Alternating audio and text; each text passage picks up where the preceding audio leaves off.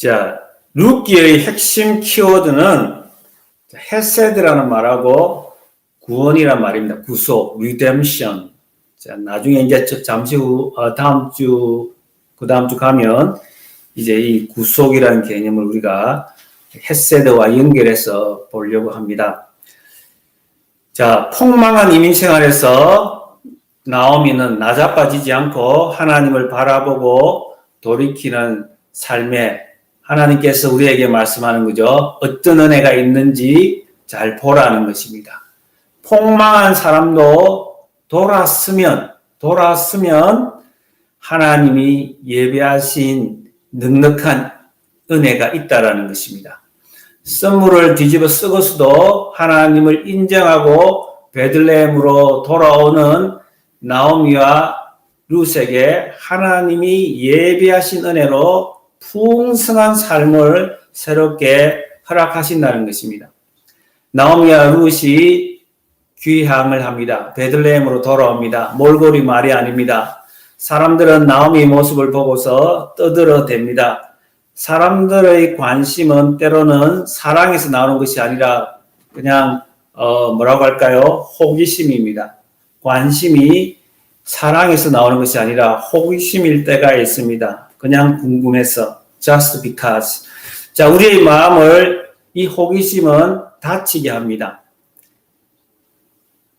자, 나오미의 대답은 이렇습니다. 애써 변명하려고 하지 않습니다.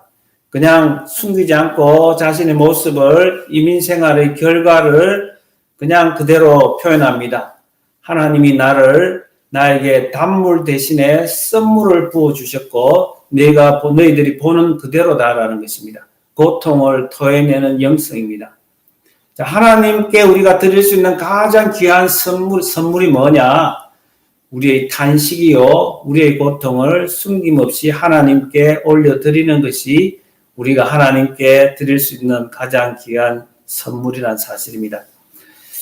자, 이 고통을 토해낼 때에 나오미가 빠뜨리지 않는 표현이 있습니다. 전능하신 하나님입니다. 엘샤다이 하나님입니다. 하나님의 주권과 섭리를 인정하는 말입니다. 모든 것 하나님이 아시고 그의 뜻대로 인도하시고 주관하시는 하나님이라는 것을 고백합니다. 내 인생에 하나님의 손이 지나갔다는 것입니다. 아직도 그의 손과 눈은 나를 향하고 있다는 믿음을 고백하는 것입니다. 1장 22절과 2장 1절은 성경이 우리에게 친절하게 해석의 방향을 알려주는 것입니다. 친절하게 해석의 방향을 알려줍니다. 1장 마지막 절과 2장 1절은 나오미나 룻이나 사람들의 입에서 나오는 말이 아닙니다. 이 아름다운 소설과 같은 이야기로 하나님께서 나오미의 이야기를, 룻의 이야기를 우리에게 들려주시는데 거기에 등장하는 인물의 입에서 나오는 말이 아니란 말이에요. 모든 것을 전지적인 작가 시점에서 우리에게 들려주는 말입니다. Omniscient point of view입니다. 모든 것을 알고 있는 하나님이 우리에게 직접적으로 메시지를 들려주는 거예요. 간접적으로 사람을 통해서가 아니라 야, 이제 성경을 해석하는데 너희들 꼭 이거 알고 여기서 너희들 생각이 밖으로 튀면 안 된다는 거예요. 너희들 건강한 상상력이 성경 해석할 때 필요한 상상력이 이 안에서 머물라는 것입니다. 무슨 이야기입니까?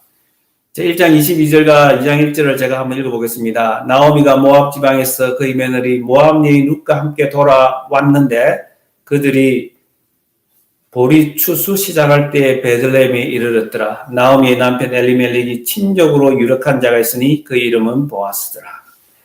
하나님께서 말씀하는 거예요. 야, 아가페 교인들아 잘 들어봐. 너희 지금 나오미가 이민 생활에서 폭망했고 이제 그들 난 삶의 모습으로 그 꼴로 이렇게 고향 땅에 돌아왔는데 말이야. 그런데 잘 들어봐. 자, 나오미가 룻과 함께 돌아왔는데 그 돌아왔을 때가 보리 추수 시작할 때였어. 보리 추수가 언제 시작하는지 너희들 아니? 성경 알지? 바로 6월절 시작과 함께 시작되는 것이 보리 추수 시작이야. 6월절이 뭔지 아니? 바로 예수 그리스도가 이 땅에서 죽으실 거라는 것을 미리 보여준 사건이 6월절이야. 우리의 구원을 위해서. 야, 그리고 하나님이 친절하게 말씀하는 거예요. 나오미가 돌아왔어. 나오미가 잘못된 길을 갔지만 돌아왔어. 돌아왔는데 내가 그 딸을 위해서 준비한 게 있어. 보아스야, 보아스. 잘 봐. 이제 나오미가 이야기하고 룻이 이야기하고 세상 사람들이 이야기하면서 내가 보여주겠는데 너희들 꼭 이걸 기억하고 이야기를 들어야 돼. 라고 하나님이 우리에게 말씀하는 것입니다. 하나님이 이야기 속에서 급하게 끼어들어서 말씀하는 거예요. 보아스는 내가 예비한 사람이야. 베들레헴에서 룻과 나오미의 모습을 성경 계속해서 우리에게 이야기로 들려줍니다.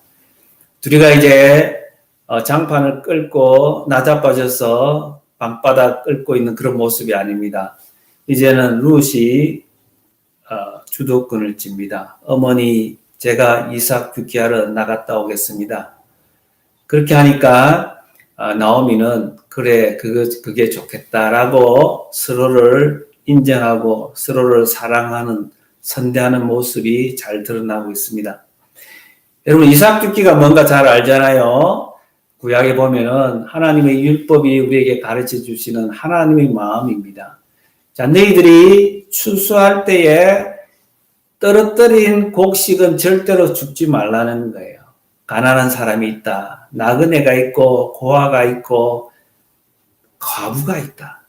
그런 사람들이 언제든지 밭에 들어와서 곡식을 가지고 갈 수 있도록 떨어진 것은 결코 죽지 말라는 거예요. 자, 그렇게 해서 그 율법에 의지해서 말씀에 의지해서 지금 룻이 밖으로 나간 것입니다. 여러분, 이거 곡식 주워가지고 뭘 하겠느냐? 그런 생각을 하면 될 수가 없어요.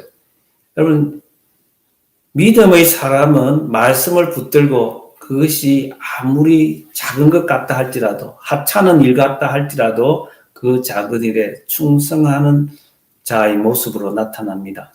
하나님은 작은 일에 충성하는 자에게 큰 일을 맡기십니다. 이사야서 60장 22절을 보면 그 작은 자가 1000명을 이루고 그 약한 자가 강국을 이룰 것이니라. 나 여호와가 속히 이루리라. 아멘. 그 작은 자가 1000명을 이루고 그 약한 자가 강국을 이룰 것이니라. 나 여호와가 속히 이루리라. 여러분, 우리가 사도행전에서 안디옥 교회를 봤습니다. 안디옥 교회는 어떻게 출발한 교회입니까? 그냥 흩어진 자들, 그 흩어진 자들의 모습이 얼마나 처량하고 초라하겠습니까? 예루살렘에서 더 이상 붙어 있지 못하고 그냥 핍박과 박해를 피해서 떠나갔던 사람들입니다. 그 사람들이 이방인들에게 복음을 전한 거예요. 예수 십자가를 전한 거예요. 그런데 안 될 것 같은 그 이방인들 몇 사람이 복음을 받아들이게 되었고 그들로 인해서 교회가 세워진 것이 바로 안디옥 교회였습니다. 그런데 내가 이 한 사람, 이 외국인 한 사람, 두 사람 전도회가 되겠느냐 이런 생각도 할 수 있지만 바로 출발이 적다 할지라도 하나님의 명령을 우리가 따라가면 어떻게 되냐고요? 성경은 말합니다. 주의 손이 함께 하심으로 수많은 사람들이 믿게 되었다는 거예요. 우리가 말씀을 붙잡고 의지하고 말씀대로 순종하면 하나님이 도와주시고 보내주시고 불러주신다는 것입니다. 계속해서 사도행전은 이렇게 말합니다. 바나바가 착하고 믿음과 성령의 사람이 되니 많은 사람을 붙여주셨다는 것입니다. 여러분, 한 사람의 개인의 영성, 한 사람이 골방에 들어갔더니 하나님께서 열방을 붙여주셨다는 거예요. 세계 선교의 길을 열어주셨다는 것입니다. 여러분, 이것이 바로 하나님 나라의 법칙이고 이삭 죽기가 바로 하나님 나라의 전략이라는 사실을 우리는 알아야 합니다. 하나님은 누구입니까? 바로 무에서 유를 창조하신 하나님입니다. 무에서 유를. Out of nothingness. 아무것도 안 가지고 말씀으로 천지를 창조하신 분이 바로 우리가 믿는 하나님입니다. 우리 아가페 교회에 어떻게 이 말씀을 적용할 수 있을까요? 이삭 죽기. 골방에서 열방으로 나아가야 합니다. 나의 작은 골방에서 천국을 바라보고 하나님 나라 꿈을 꾸는 것입니다. 하나님 나라에 대한 비전 주신 그 비전을 붙들고 기도하는 것이 바로 작은 일에 충성하는 거고 이삭 긋기 시작하는 것입니다. 여러분 성경은 우리에게 예수님의 하나님 나라 전략을 가르쳐 줍니다. 예수님은 언제나 군중 속에서 한 영혼을 놓치지 않습니다. 바로 이것이 복음이라고 말해주는 거예요. 예수님이 이 땅에 하나님 나라 운동을 하려고 이 땅에 오셨어요. 하나님 나라 운동하기 위해서 교회를 세우셨습니다. 예수님의 관심은 언제나 한 영혼입니다.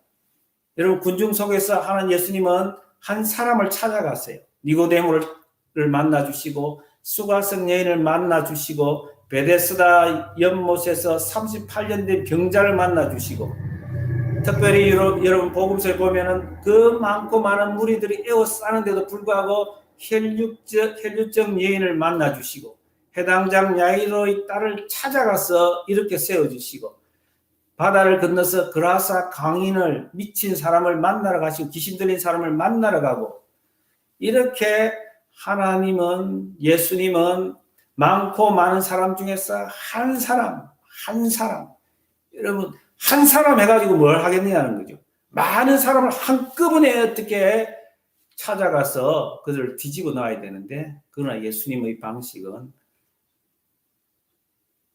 정말 많고 많은 사람 중에서 한 사람을 터치하는 것입니다. 여러분 그 작은 것의 실천은 또 어떻게 우리가 적용해야 되느냐 나오미와 루스의 모습에서 볼 수 있습니다. 서로의 입장에서 배려하고 선대하는 것입니다. 하나님이 주신 그 헷세대의 사랑을 보여주는 것입니다. 그것에서부터 천국이 임하고 하나님 나라의 씨앗이 뿌려진다는 사실입니다. 이제 룻은 어머니에게 말씀을 한 것처럼 이제 밭에 가서 이삭 줍기를 시작합니다. 룻이 추수꾼들을 뒤따라갑니다. 추수꾼들이 흘린 곡식을 줍는 것이죠. 이것이 율법이잖아요. 자, 이렇게 따라가는데 갑자기 자기도 모르게 보아스의 밭으로 들어가게 되었다라고 성경은 우리에게 소개합니다. 우연히 우리 성경에는 우연이라는 말을 씁니다. She happened to come to the field belonging to Boaz. 우연히 she happened. 우연히 들어갔다는 거예요. 그러나 이 우연한 만남은 하나님의 손이 움직인 결과라는 것입니다. 그래서 우리에게 1절에서 미리 말씀하는 것입니다. 보아스들을 내가 예배에 두었다는 거예요. 세상적인 관점에서 보면은 룻이 보아스의 밭에 들어간 것이 우연이라는 거예요. 하다 보니까 그냥 해퍼닝이 일어났다는 거예요. 그러나 우리가 착각하지 않도록 룻기서 2장 1절에서 하나님이 미리 보아스를 예배에 두었다고 말씀하신 거예요. 여러분 하나님의 눈은 어떤 눈입니까? 자, 모든 것을 보시는 눈입니다. 잠언 15장 3절에 보면 여호와의 눈은 어디 있어든지 악인과 선인을 감찰하신다는 거예요. 어디 있어든지 하나님은 감찰하시는 분이에요. 감찰하신다는 말은 보실 뿐만 아니라 그 삶 속에 개입하시는 하나님이라는 뜻입니다.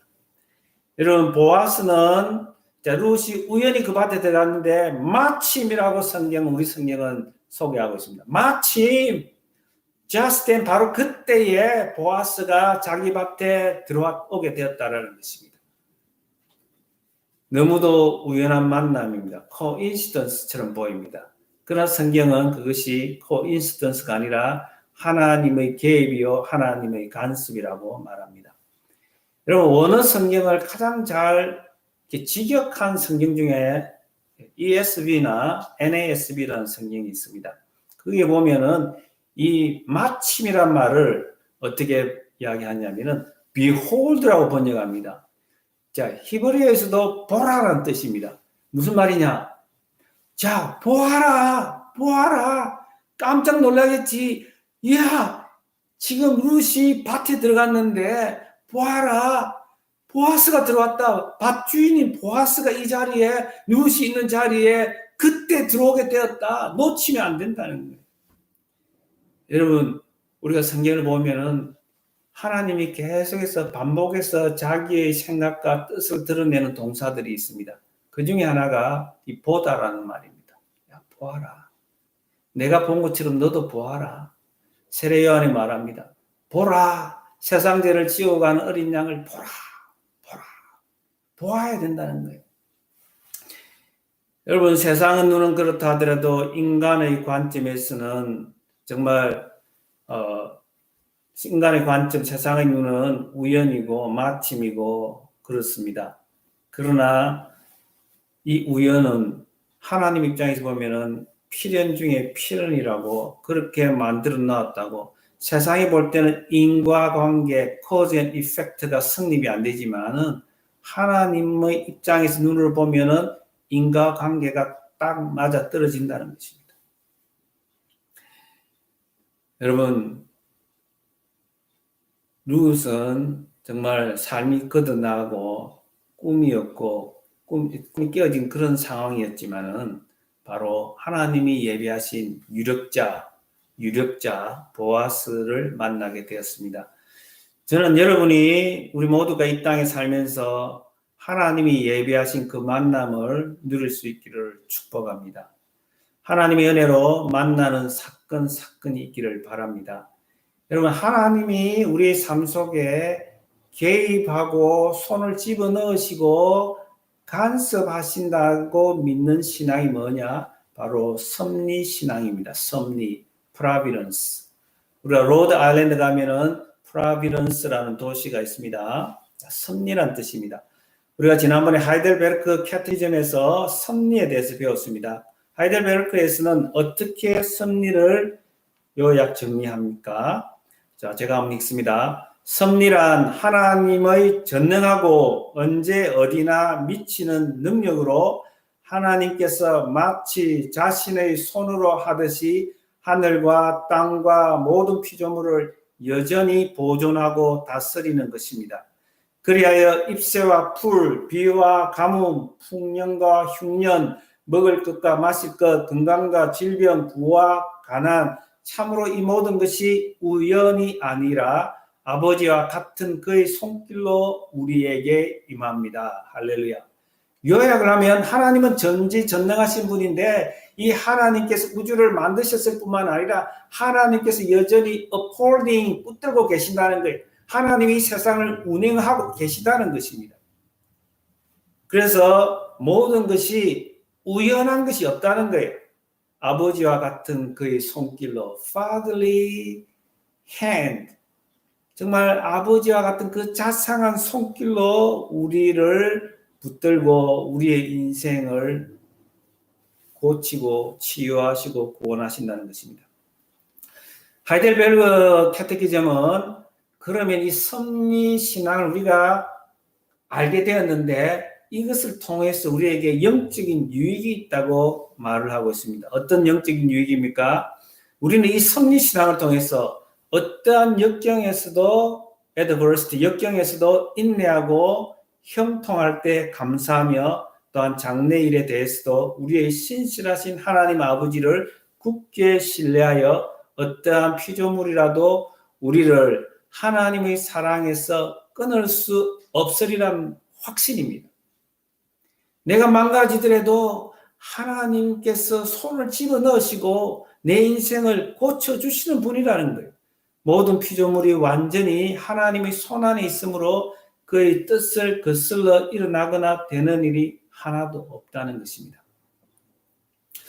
여러분, 하나님이 보아스를 준비해 놓았다고 합니다. 준비해 놓았다고 하고 룻이 우연하게 밭에 들어갔는데 그 밭의 주인이 보아스였고 보아스를 만나게 되었다고 합니다. 여러분, 이게 하나님의 섭리적 사건이라고 오늘 룻기는 우리에게 이야기하는데 창세기 22장에 가면요, 하나님께서 이삭을 번제물로 바치라는 이야기가 나옵니다. 그때 여호와 이레라는 말이 사용되는데 이 여호와 이레라고 하는 것이 어디서 왔느냐? 자, 그 여호와 이레를 하나님께서 준비하신다는 말에서 왔는데 그 말이 영어로는 God provides입니다. God, 하나님께서 준비하시다는 뜻입니다. 하나님은 준비하신 하나님이라는 거예요. 하나님께서 한번 우리가 살펴봅시다. 하나님께서 말씀하십니다. 아브라함에게 네 아들 내 사랑하는 독자 이삭을 데리고 모리아 땅으로 가서 내가 네게 일러준 한 산 거기서 그를 번제로 드리라. 그래서 아브라함이 번제 나무를 가져다가 그의 아들 이삭의 등짝에다가 지우고 한 손에는 자기가 불을 들고 한 손에는 칼을 들고 두 사람이 하나님이 지정하신 그 땅으로 갑니다. 모리아 산의 어느 부분입니다. 그것이 역대기에 보면은 바로 아라우나의 타작마당이었고 다윗이 준비하고 솔로몬이 세웠던 솔로몬 성전이 세워진 바로 그 장소였습니다. 이삭이 그의 아버지 아브라함에게 말합니다. 근데요 아버지 희생양이 어디 있습니까? 이 번제에 사용할 양이 어디 있습니까? 내 아들아 하나님이 자기를 위하여 친히 준비하시리라. 하나님께서 친히 준비하시리라. God himself will provide. 하나님께서 알아서 준비하신다는 거예요. 그런데 양이 보이지 않습니다. 아브라함은 이삭을 눕혀서 이제 칼을 들어서 이삭의 목에다가 겨눕니다. 그런데 하나님이 사자의 음성이 들립니다. 손을 내려놓으라는 거예요. 그래서 두리번거리니까 수풀 속에 순양이 준비되어 있었습니다. 자, 그 순양으로 제사를 지냈습니다. 그리고 우리가 창세기 22장에 보면 제가 한번 본문을 통해서 여러분에게 확인시켜 드리겠습니다. 22장 13절 보면 아브라함이 눈을 들어 살펴보니 한 순양이 뒤에 있는데 뿔이 숯불에 걸려 있는지라 아브라함이 가서 그 순양을 가져다가 아들을 대신하여 번제로 드렸더라. 아브라함이 그 땅 이름을 여호와 이레라 하였으므로 오늘날까지 사람들이 이르기를 여호와의 산에서 준비되리라 하더라. 여호와 이레라고 그 땅 이름을 여호와 이레라고 하면서 그 땅의 이름의 뜻을 여호와 이레의 의미를 소개하는데 하나님께서 준비하시리라. 여러분 이 준비하다는 말이 provide잖아요. 공급하다, 예비하다. 자 거기서 명사 두 개가 나왔어요. 하나 provision이고 하나 provision을 씁니다. 자 하나님께서 다 알아서 하나님께서 친히 준비하시리라. 하나님께서 알아서 하시고 하나님께서 우리 상 속에 들어와서 우리의 문제를 정말 죽으면 바로 그 앞에서도 하나님께서 손을 내밀어서 우리를 건져주시는 분이 바로 하나님이라는 거예요. 여러분 섭리 하나님을 믿으십니까? 이렇게 룻과 보아스의 만남은 우연이 아니라 섭리적인 사건이었다라고 말합니다. 이 섭리 속에는 하나님의 예비하심, 하나님의 준비하심이 있습니다. 여러분 이 헤세드 신앙을 믿을 때에 하나님의 섭리를 믿을 때에 하나님의 예비하심을 우리 모두는 경험할 수 있습니다. 여러분 보아스가 와서 보아스가 어떻게 무엇을 합니까?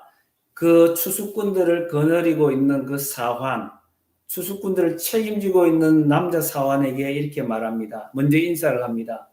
하나님이 너희와 함께하기를 원한다라고 이야기를 합니다.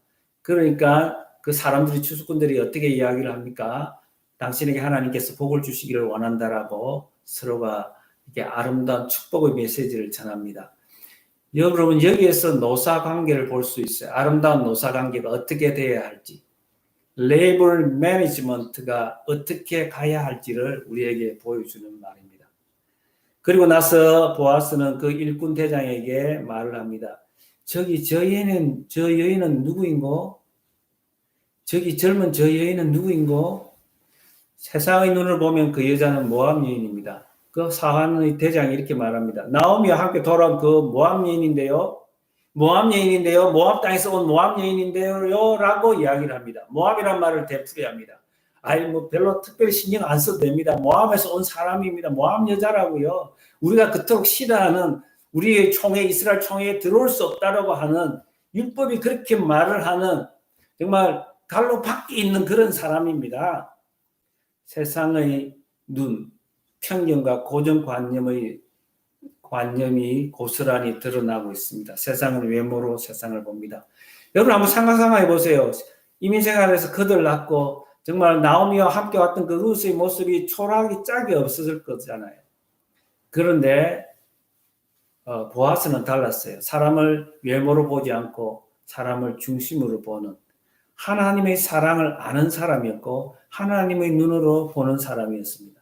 8절에서 보면 내 딸아, 내 딸아. 여러분 이런 눈으로 사람을 보면 위로가 있습니다. 이런 눈으로 사람을 보면 치유가 일어납니다. 이런 하나님의 눈으로 헷세대의 눈으로 보면 그 속에는 회복이 있습니다. 우리가 믿는 하나님은 외모로 사람을 보지 않고 중심을 보시는 하나님입니다. 사랑하는 성도 여러분, 우리가 이삭 죽기가 하나님 나라의 전략이라고 했는데, 자, 우리가 하나님의 사랑을 알고서 그 사랑, 하나님 나를 어떻게 대했는지 그대로 우리가 사람에게 대한다면, 그렇게 선대한다면 그곳에서 위로가 나타나고 그곳에서 구원의 역사가 나타난다는 사실입니다. 말씀을 맺으려고 합니다. 여러분은 지금 어디에 있습니까? 나오미와 루스 이야기가 남의 이야기처럼 들립니까? 아니면 바로 나의 이야기, 나 자신의 이야기. 하나님이 오늘 이때 이 시간 나에게 주시기 위해서 그때에 그들에게 먼저 주신 이야기라고 여러분 믿을 수 있기를 바랍니다. 돌았으면 하나님의 예비하심이 있다는 거예요. 우리의 삶이 만신창이가 되었다 하더라도 하나님께로 돌았으면 하나님의 예비하심이 있고 하나님의 섭리적인 사건이 있다라는 것입니다. 나오미와 룻에게는 보아스를 예비해 두셨습니다. 그 보아스는 세상과 달리 외모를 보지 않고 중심을 보는 사람입니다. 그 안에는 따뜻한 위로가 있고 치유가 있습니다. 치료가 있습니다. 나는 우리 모든 목마른 세상 사람들에게 우리가 보아스의 역할을 할 수 있기를 바랍니다. 성경은 말합니다. 비어 돌아온 나오미와 룻에게 구원자 보아스가 있다. 그 보아스를 하나님이 예배하셨다는 것입니다. 여러분 우리에게 보아스가 누구입니까? 여러분에게 보아스가 누구입니까? 예수님은 우리의 유일한 보아스입니다. 우리의 유일한 위로자요. 유일한 구원자입니다. 우리가 함께 울어주고 함께 웃어주시는 그 위로자입니다. 빈털털이 된 인생을 채워주시는 하나님입니다. 썬물로 채워준 우리 인생을 단물로 바꾸어주시는, 썬물을 비워주시고 단물로 채워주시는 하나님입니다. 만신창이가 된 우리를 고쳐주시고 치료해주시고 재창조해주시는 하나님입니다. 사랑하는 성도 여러분, 예수 안에만 소망이 있습니다. 우리가 하나님께 돌아오기만 하면, 회개하고 하나님을 바라보기만 하면 하나님은 우리에게 예수님을 보여주실 것입니다. 그 안에 생명이 있고 그 안에 빛이 있고 그 안에 놀라운 구원의 능력이 있는 것입니다. 우리 시간 한번 합심해서 잔잔하게 한번 기도합시다. 칠흑 같은 흑암 속에서도 신비스러운 섭리의 수레바퀴를 어김없이 돌리시는 하나님 앞에 우리의 머리를 조아립시다. 우리의 인생의 선물을 단물로 바꿔주신 하나님 앞에 고개를 숙입시다. 하나님은 우리의 구원자로 예수님을 준비시켜 놓으셨습니다. 예수님은 우리의 인생을 고치시는 하나님입니다. 위로자입니다. 나의 계획이 실패하고 살 소망이 없는 사람에게 가장 좋은 친구입니다. 사랑하는 성도 여러분, 오늘 우리가 말씀을 듣기 전에 찬양을 불렀습니다. 크신 계획 다 볼 수 없고 작은 고난에 지쳐도 주께 묶인 나의 모든 삶이 믿음으로 버티고 견디게 하시네. 은혜 아니면 살아갈 수가 없네. 나의 모든 것 다 주께. 여러분, 우리가 다 크신 계획을 볼 수는 없습니다. 그러나 우리의 인생이 하나님에 묶여 있다는 것, 하나님이 손 아래 있다는 사실을 우리가 기억하면서 우리가 기도합시다. 하나님 버틸 수 있는 힘 주시고 믿음 주시옵소서. 용기도 주시옵소서. 환경에 굴하지 않게 하시고 상황에 주님 상황에 넘어지지 않게 하시고 오직 하나님 위로자 예수 그리스도를 바라볼 수 있는 믿음을 주시옵소서. 우리 주여 한번 부르기도 합니다. 주여 하나님 아버지 은혜 감사를 드립니다.